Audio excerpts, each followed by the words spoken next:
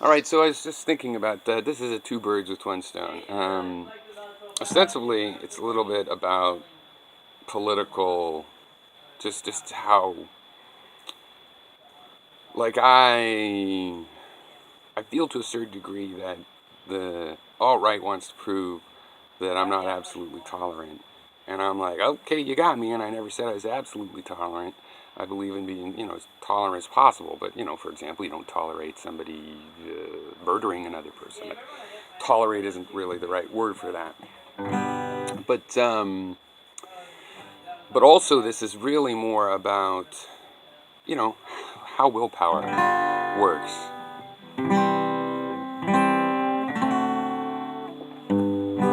Um, how willpower actually works, right?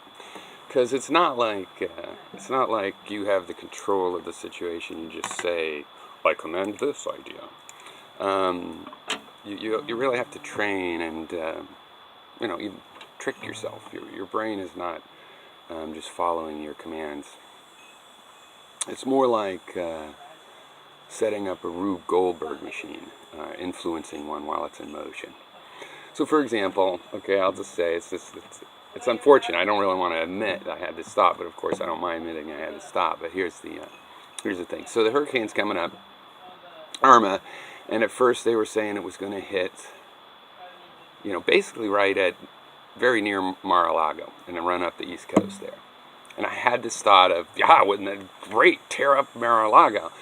And then, being a liberal type, I thought, that's not a good thought. And I thought, this is kind of what is being come. Here I am worried about the civil unrest, and yet I'm being driven to this point.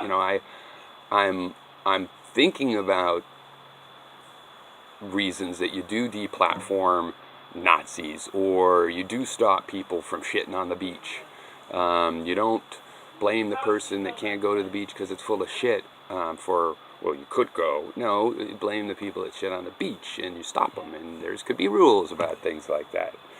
So this was an example, though, where it pushed me, no, that's not good. And, of course, I have this tons of analytic reasons right away. It's like there's other people there.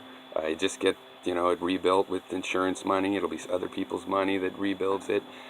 People live there and nearby. There's the ecological disaster of these flooding and things like that, especially along Miami Beach, which has various issues I was just reading about in terms of water quality. And, of course, the flooding just flushes all the sewage and the pools and the chemicals from a factory, and it just washes it all around. It's very unhygienic and is a kind of an ecological disaster or problem.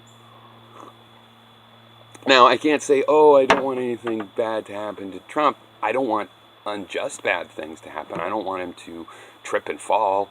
And again, that's, if I caught myself that wanting that, I would go, and I would try to work on that, as I'm about to describe in this case. So I found myself, immediately intellectually knowing that I don't want to.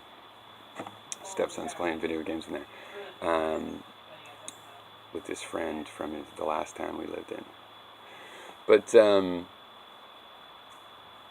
I do think he should be arrested and tried, convicted, and go to jail. You wouldn't think that's a good thing, but I think that would be just. So I obviously can't say, hey, I can't say to myself the reason I shouldn't feel that the hurricane destroys Mar-A-Lago is on Trump's account. That wouldn't be honest. It's more on the account of all the other ramifications. And on Trump's personal thing, it's just because I don't want to be wishing unjust things to happen to a particular individual. I feel there's negative ramifications to that, and just in my own psyche.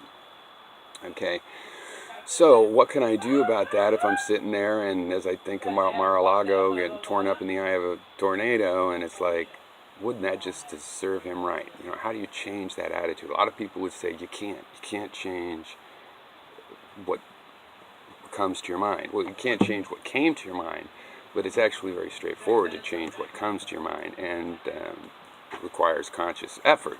And you can't just, a lot of people would just tell themselves, that's not what I really think, that's not what you can't do that. You can't just list the analytic reasons either. Somebody else will just pave it. No. But what you can do is actually think about each of the reasons in isolation, right? Think about the other people. You think about the expense, because ultimately these disasters cost our society money, right? Money that could be spent in other ways. You also could say that rebuilding from a disaster can be a boon to the economy, so you're really just thinking about, well, what about the people? What about the old people that get caught in this kind of situation? And the people in weak situations, or just the fluke. You want me to throw that?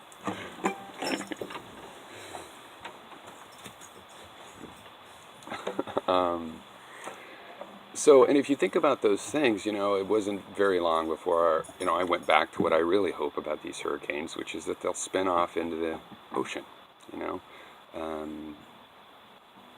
cause no deaths.